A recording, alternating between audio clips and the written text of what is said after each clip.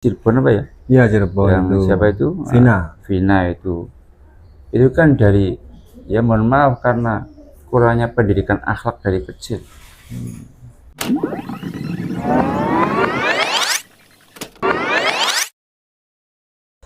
Assalamualaikum warahmatullahi wabarakatuh. Waalaikumsalam. Sehat, Gus? Alhamdulillah sehat. Alhamdulillah. Ketemu lagi di Kiai Ketribon. Masih bersama beliau, Kiai kita yang ganteng dan rupawan. Menyenangkan orang itu berpahala. Gus, saya pernah mendengar itu ngendikane Bapak atau Mbah Harit, Iya.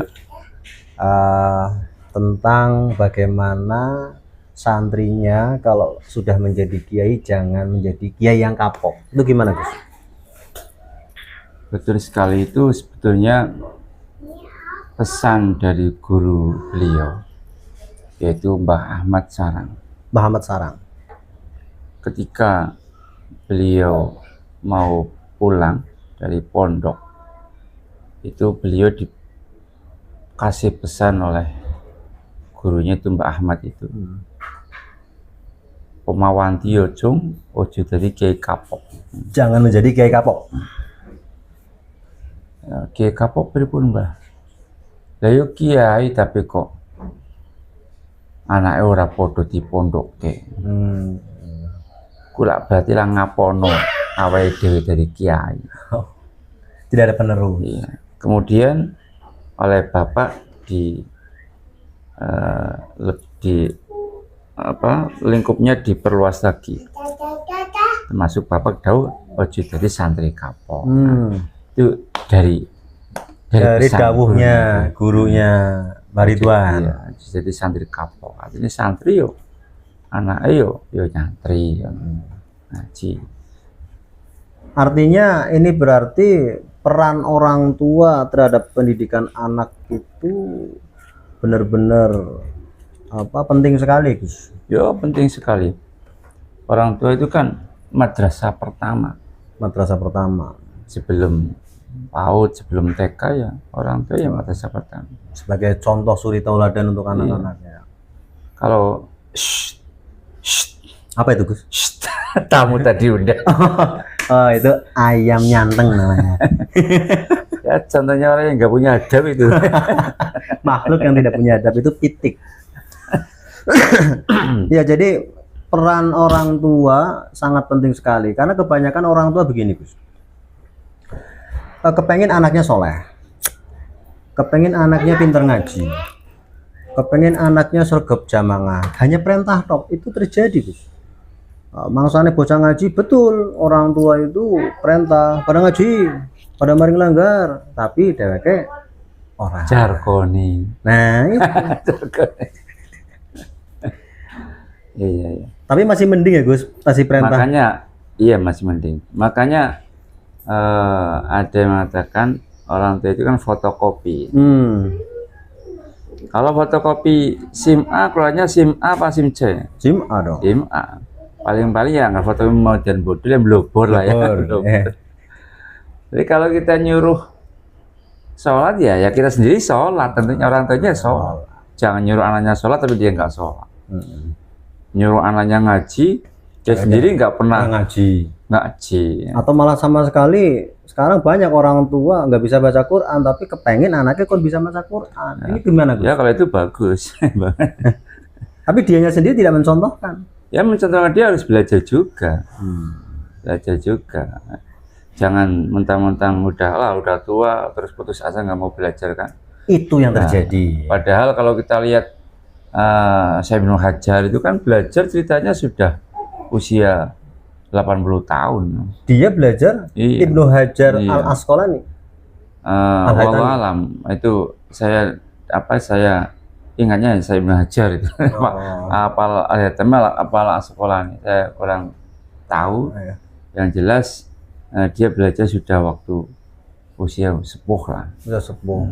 Maka begini, berarti ini semacam karena banyak, Gus, ada keinginan yang sudah orang tua ini yang sudah bapak-bapak kepengen bisa ngaji, tapi izin ngaji, dia kepengennya anak maring langgar izin karo putune.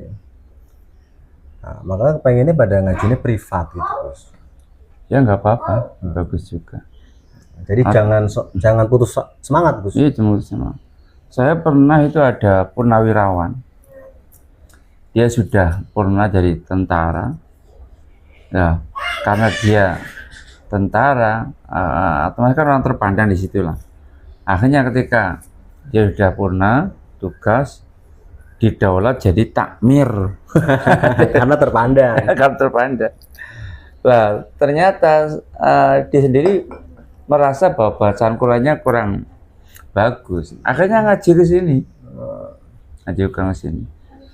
Terus kemarin ada orang Rawalo juga, ya sudah berkeluarga, sudah punya anak, juga ngaji ke sini. Jadi ngaji Quran. Ya mungkin bisa solusinya mungkin untuk orang-orang tua yang merasa malu ya. Malu karo putune. Ya cari cari teman untuk ngaji komunitas mas saya lah ya. Komunitas saya berarti komunitas wong tua. Nah ya Gus, artinya bahwa sekarang pendidikan kepada anak pun miris sekali. Sekarang banyak berita ada itu Gus, geng motor, sampai masih anak-anak artinya baru lulus SMA terbunuh. Nah ini kalau kita runtut, bisa nggak Gus dikaitkan bahwa ini orang tua kurang mengawasi ataupun bagaimana, karena banyak sekali sekarang orang tua sudah tidak peduli dengan pendidikan anak. Bahkan lingkungan itu saya pernah membaca itu mempengaruhinya itu sampai 70%. Iya betul. Jadi watak itu memang bisa menjalar ya kepada temannya. Tak pelak otomatis kalau teman kita nggak baik bisa menular. Itu otomatis. Jadi seperti kasus yang terbaru itu kan di daerah Purbalingga itu kan ada kakak beradik saling membunuh. Kemudian yang terbaru lagi di Cirebon apa ya? Iya Cirebon. Yang itu. siapa itu? Vina itu kan dari, ya mohon maaf, karena kurangnya pendidikan akhlak dari kecil, keteladanan orang tua, sehingga terjadi akhlak-akhlak yang nggak baik itu. Nauzubillah min dzalik, sampai terjadi pembunuhan kan. Padahal kalau kita lihat sabda Nabi kan al-qatil wal maqtul finnar, yang dibunuh, baik pembunuh maupun yang dibunuh finnar. Di situ sahabat bertanya, loh kalau yang membunuh maklum lah, yang dibunuh bagaimana? Kok tetap di neraka? Karena yang dibunuh itu tetap punya niat untuk membunuh, itu kan dari pendidikan akhlak dari kecil yang kurang pendidikan akhlak dari kecil. Oke, artinya berarti bagaimana nih Gus, tips sebagai kita orang tua kepengen mempunyai anak yang soleh, yang baik, juga di lingkungannya juga bergaul dengan baik. Apakah cukup hanya dengan doa saja? Yang jelas pertama berdoa ya, memohon kepada Allah dengan mengucapkan itu doa yang sering disampaikan oleh ayah saya itu Rabbi habli minas sholihin. Itu doa itu di setiap pengajian Bapak, hampir di setiap pengajian pasti diucapkan sampai orang-orang pada hafal lah. Caranya itu sudah menjadi gaya khususnya beliau. Jadi memang beliau menekankan pendidikan anak ya, agar anaknya menjadi anak yang soleh. Sering juga beliau mengatakan bahwa tujuan anak mondok bukan untuk jadi kiai, bukan, tapi untuk membina anak yang soleh atau soleh. Iki jadi kiai yang orang soleh. Oh banyak juga kiai nggak soleh. Ya wallah, tapi kan ada ulama akhirah, ada ulama usuk, ya kan? Ada ulama yang buruk. Nah, jadi yang pertama berdoa dengan Rabbi habli minas sholihin. Rabbi habli minas sholihin. Atau Allahumma barik li fi auladi. Allahumma barik li fi auladi. Waj'alhum min ibadikas sholihin, gitu kan? Ya terserah, nggak harus bahasa Arab, ya bahasa Jawa juga boleh lah. Yang kedua tentunya kita sebagai orang tua harus mencari nafkah yang halal. Nah ini penting Gus. Penting banget. Bukan hanya sekarang banyak orang yang penting keluarganya tercukupi, entah itu sumbernya dari mana, yang penting tercukupi. Karena dari asupan makanan kita itu yang paling baik itu kan jadi air sperma. Yang paling baik. Setelah itu jadi darah, jadi daging, kan. Jadi untuk pertumbuhan kita lah. Lah yang paling buruk kan yang kita buang. Itu harus begini ya. Ampase lah. Ampase itu. Yang paling buruk yang kita buang. Itu Allah Subhanahu wa taala. Dia yang paling baik itu menjadi air sperma. Berdoa. Seperti tadi mungkin bisa menggunakan Robbi habli minas sholihin, atau tadi Allahumma barik li fi auladi waj'alhum min ibadikas sholihin. Boleh redaksi itu. Memberikan nafkah pada keluarga dengan cara yang baik, yang halal. Ya, halal. Dua itu yang kedua. Dua itu. Terus yang ketiga, kita sebagai orang tua ya, tadi saya sampaikan adalah madrasah pertama. Madrasah pertama. Harus memberikan contoh yang baik. Sekarang begini, kita kalau ibu-ibu ini, misalnya menggendong anak, kemudian jaritnya atau apa, kain selendangnya jatuh. Kalau kita jongkok ngambil kan keberatan. Banyak yang mengambil pakai kaki. Tanpa dia sadari, anaknya melihat. Ya kan? Anaknya melihat. Dan itu terekam. Akhirnya satu saat anaknya melihat mengambil apa pakai kaki. Berarti benar-benar harus apa? Bahkan kita berhati-hati dalam berucap, bertindak ya Gus. Ya betul. Kalau bapaknya basah sama ibunya basah sama bapaknya, anaknya ya basah. Anak saya contohnya alhamdulillah basah. Karena apa, suami basah dengan istri juga basah. Artinya anak juga basah. Oh, bapaknya bebasah karo ibunya. Iya, itu contoh real itu. Tapi ada juga Gus, ibu-ibu kan melihat anaknya nakal. Terus dia tetap menggunakan anakku soleh temuan tapi karo nyiwit, atau misalkan astagfirullahaladzim tapi karo nabok, itu gimana Gus? Kalimat thayyibah tapi nggak nabok gitu. Astagfirullahaladzim, dan bocah kok manut itu sebetulnya itu kan apa, untuk tafaul ya, artinya tafaul untuk ngalap ketularan loh. Jadi jangan sekali-kali doanya orang tua kan pada anak kan mustajab. Jangan sekali-kali kita mengucapkan hal yang negatif. Jadi dalam keadaan marah pun akhirnya keluarnya kalimat thayyibah. Kalimat thayyibah. Jadi siapa tahu kalau kita melakukan kalimat yang nggak baik, pas malaikat lewat malah jadi anak yang nggak baik beneran kan. Jadi jadi suri toladan yang baik atau madrasah pertama. Iya, madrasah pertama. Itu yang keempat kita sering sowan ke alim ulama.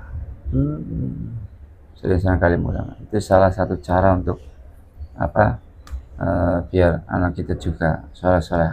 Kita dekatkan mereka dengan orang-orang yang soleh juga.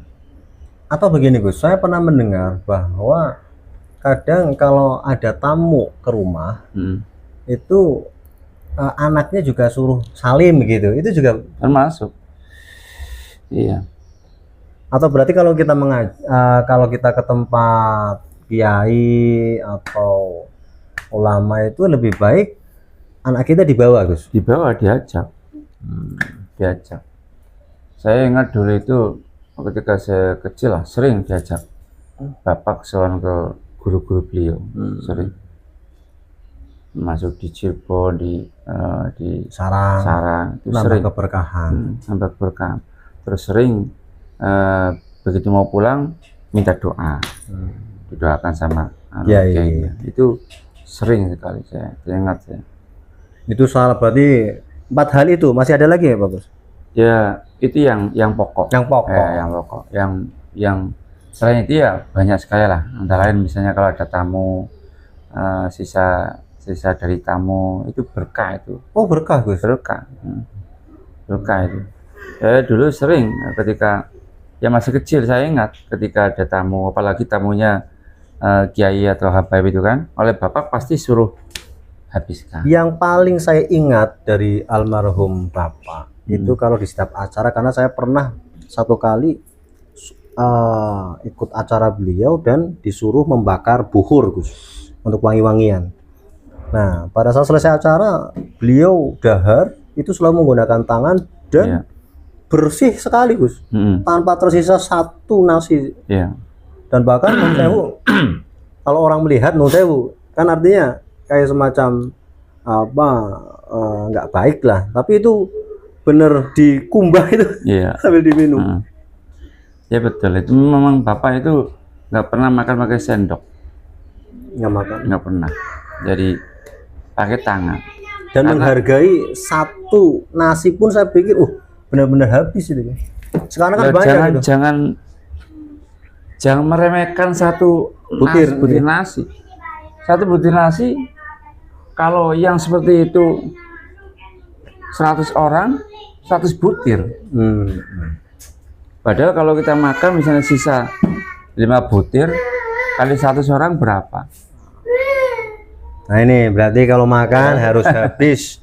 Tapi kalau memang misalkan nggak habis kan masih punya entok. Dan entok kepala lele ya.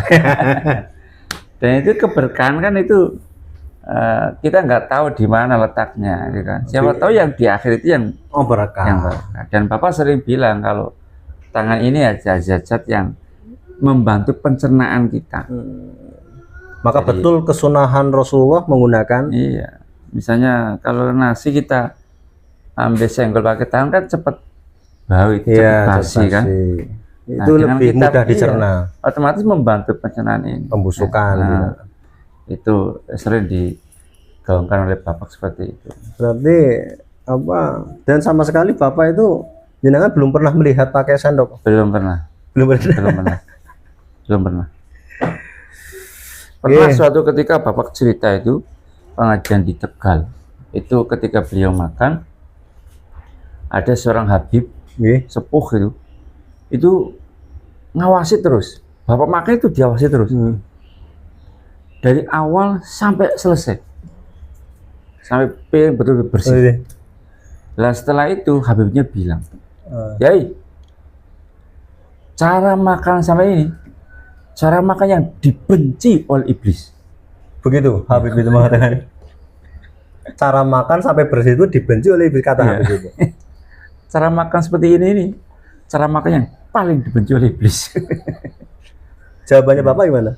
Ya hanya senyum-senyum Bapak. Nah, apakah omongan Habib itu betul, Gus? Ya betul, dibenci iblis kan berarti bagus. Kan dibenci iblis. Kan bagus berarti kan. Ya, dibenci. Itu. Karena mungkin kan Habibnya Arab ngarah lewiannya orang nana itu. Ya enggak juga. Bapak mesti enggak mau. Enggak mau. Iya. Yang heran itu Habibnya itu ngeliatin terus itu loh. Bukannya ikut beliau makan juga, tapi yang memperhatikan terus sampai selesai. Terima kasih Gus. Ini menjadi pelajaran yang berharga untuk kita sebagai orang tua. Jadi tidak hanya menyuruh anak saja, tapi juga memberikan contoh di keluarga. Bahkan itu tadi ini yang sering terjadi dan susah dilakukan itu bahasa dengan bojo gitu. Anak bahasa kalau bojo tukarannya kan angel. Pas pacaran bahasa ya. Terima kasih, semoga keberkahan untuk kita semua bagi yang menyaksikan Kiai Ketribon. Semoga anak-anaknya menjadi anak-anak yang Amin, soleh, amin. soleha. Terima kasih Gus. Siap. Saya tak mau ke gelundungan waktu dulu. Oh, boleh. Assalamualaikum. Assalamualaikum.